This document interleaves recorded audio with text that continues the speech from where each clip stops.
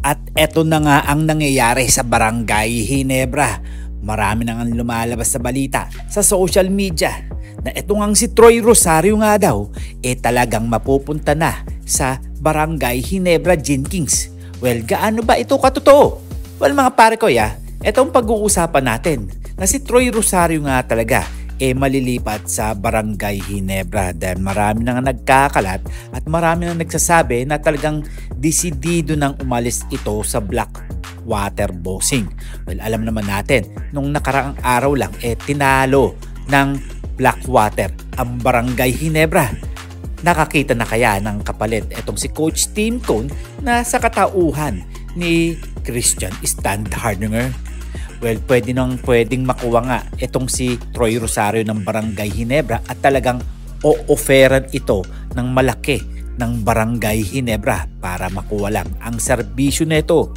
Dahil alam naman natin na si Coach Tim Cone gustong-gusto ngang kumuha ng mga big man dahil nga isa si Christian Standhardinger na nawala sa Barangay Ginebra dahil wala na ngang katulong sa ilalim itong si Japet Aguilar. Well, kayo kaya pumayag kaya ang mga fans dito at pwede kayang makapartner ni Troy Rosario itong si Justin Brownlee?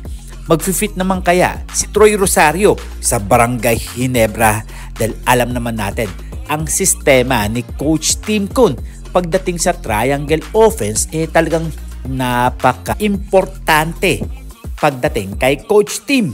Well, ayan ang talaga pag-aaralan ni Troy Rosario dahil alam naman natin na si Rosario talagang power forward to at pwede na maging sentro dahil alam naman natin na ang taas nito ay nasa 6'7".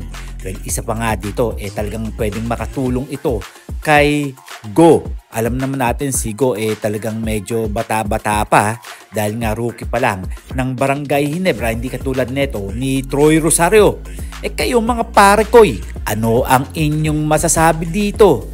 Alam naman natin na gusto na rin siguro pumunta neto sa Barangay Ginebra pero hindi niya lang ipinapahalata. Well, sana nga matuloy na nga ang paglalaro neto sa Barangay Ginebra dahil kailangan na nga ng Ginebra ang katulad ni Troy Rosario. Well, who knows, baka kinabukasan maglaro na nga ito sa Jenkins dahil nga sa mga lumalabas na balita. Kayo, ano ang inyong masasabi dito? Ano ang inyong magiging komento?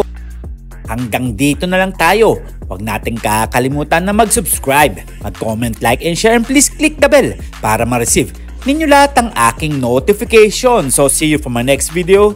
See you for my next vlog. God bless.